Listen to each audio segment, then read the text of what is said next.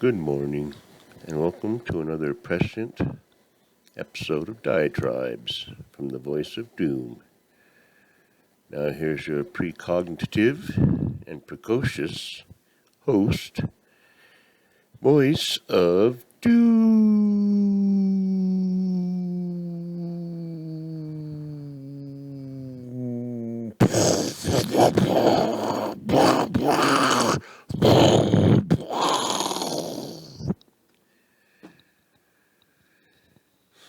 They scoffed at me. All these years they scoffed, and they belittled and berated me when I gave my prognostication.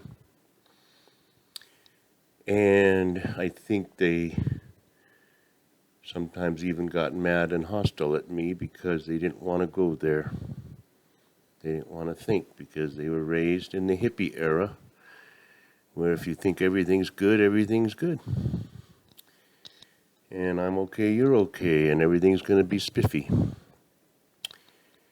And I feel a bit vindicated, and nobody will look at my past diatribes, starting in July when I predicted pretty much what we're seeing now, to a certain extent. So I was right about everything, and it really doesn't take a genius to know that the conflagration is coming, but nobody wants to go there. They think, yeah, it's coming in 2039, It's coming in 2062. No, it's coming today, and we can all see it. Now, I wanted to talk about the truckers, but I can't because I have nothing to say about it, except I will. I think we have to go back to this Ukraine business because as much as I predicted that I didn't know if there would be a blitzkrieg, there seems to be a blitzkrieg. Now, there's bombs falling, just like I predicted. And he's going even further than most people predicted. And now they're saying we have to look to the leader of the free world for guidance and strength, because he is now a wartime, I'll say the word, president. I think everyone's going to have to pay for the follies of the last 5 years. And when I say follies, I do not mean the last, and I mean final president's follies. I mean the follies of society by just being so full of hatred, preternatural hatred, that you can't let things just go. You can't let the society function. And now we're going to see what we have now.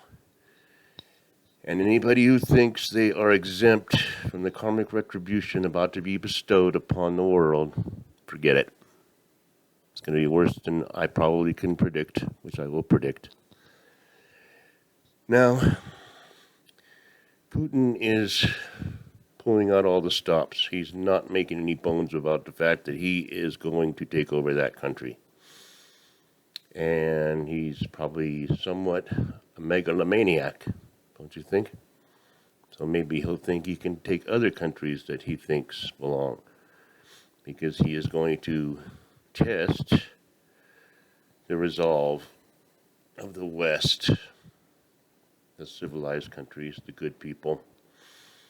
And we'll probably fail the test because we won't want to pay $5 for gas. We certainly won't want to pay $10 or $15 a gallon for gas. But we might have to. Now,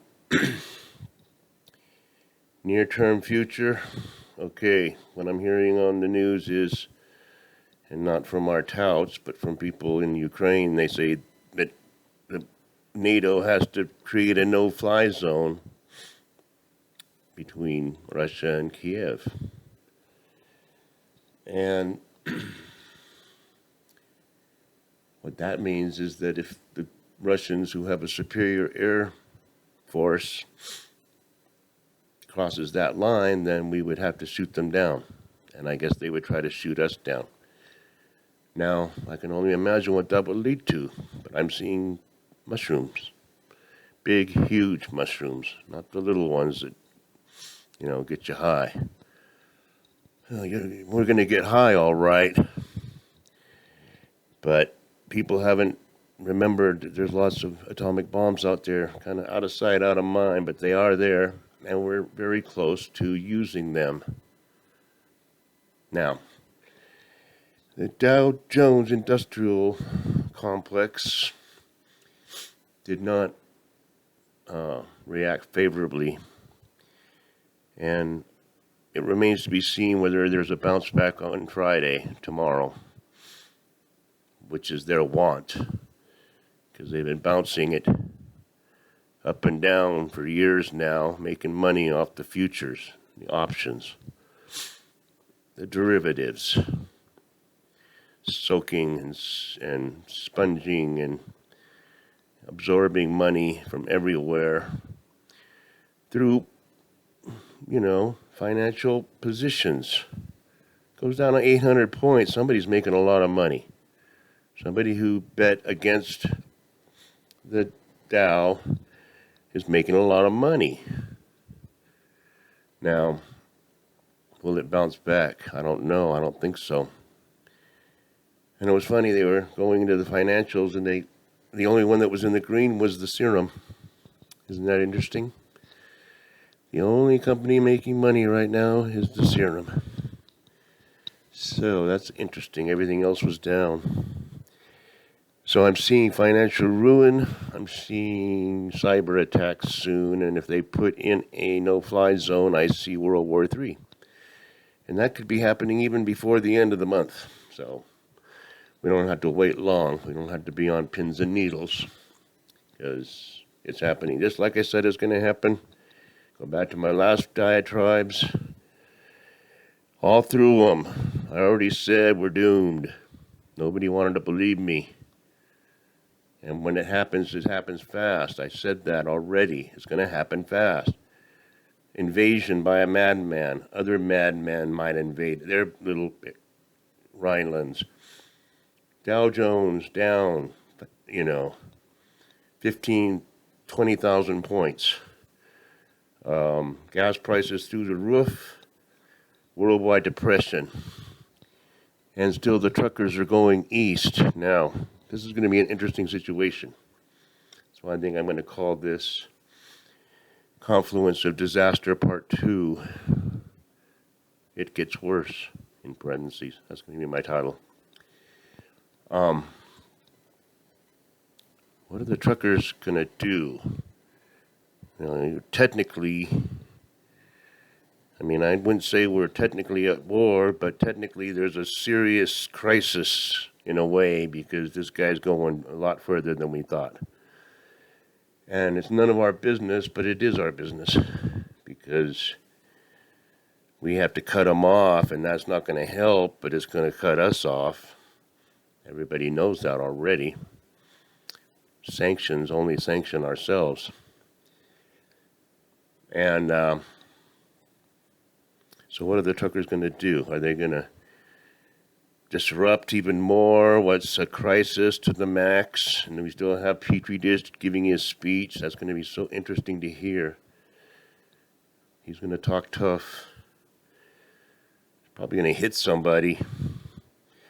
But he's going to give his speech. The truckers are going to be there clogging up D.C. with tens of thousands of trucks, while Russia is attacking its neighbor with full force and putting us on the brink of a worldwide war. So it's going to be interesting to see what happens. I'm very interested in how the next few days are going to be. 4 days from now. But an interesting day. Everything's falling apart. It's going to happen fast, and all kinds of other things are going to happen at the same time. I can just bet that we're going to get other things happening in other parts of the world. And maybe everybody's going to say this is the time to throw down our gauntlets, because we only have a short period before the Petri Dish era is brought to an end. We have about 8 months. before the fools are driven out of office in America, and they might go back to, getting back to business. So they're going to pull their shenanigans now. Perfect window of opportunity. Spring is happening, and it's a good time to attack. So I prayed today, and I do pray every day. So when I say I'm praying, I do, because I'm a Buddhist and it's part of the practice. And I always pray for peace, but then at the same time I'm praying for the conflagration to hurry up, because I don't see a good peace happening by just suddenly everything calming down and us going back to so-called normal. There's got to be a conflagration. Got to be. There's got to be utter destruction so that we can totally rethink how we live and start a new society. And there might be a conflict between different people about what kind of society to build, but it depends on if we can even rebuild what is destroyed. Cyber attacks, okay? We're going to not have technology in a few weeks. So you guys better get ready for it. So I'm going to go fill up my car, because I need gas anyway, and I think today would be the best day to buy gas. And then I'm going to check my financial situation and see what I can liquidate and what I can't. As far as, having solid, valuable things in my hand rather than whatever is in my bank account. Just do a few things like that. I want to check out what's happening as far as whether everybody else notices the world's coming to an end or if it's just going to be me. So I'm going to go to the store, to the bank, and to the dollar store, and I probably will go to the pot store. I can't spend much, but that's the 3 or 4 things I have to do, and the gas station. So I have errands to do, because life goes on, even if we are doomed. Right up until the end, you have to keep on doing the BS. So I think I had an interesting one today. And I might do one tonight, because between now and then, the shit could hit the fan again. More. You never know. Just think if happiness decides he wants that island back and now's a good time while everybody's in chaos. He might just do that, and that will just be one more gut punch to the people that have caused all this.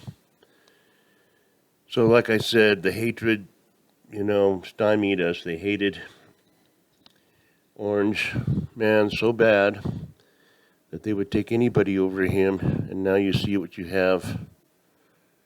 That was a big mistake, wasn't it? And you're not going to admit it. First, you're going to blame Orange Man for everything that's happening now, which is absurd.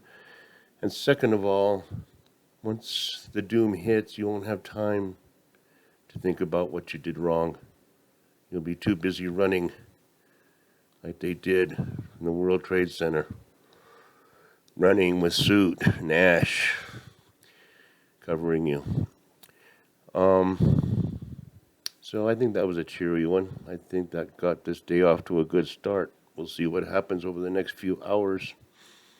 It's getting to be nighttime over in Ukraine, so, they'll probably settle down. Have a good day, and we'll talk more about this. Bye.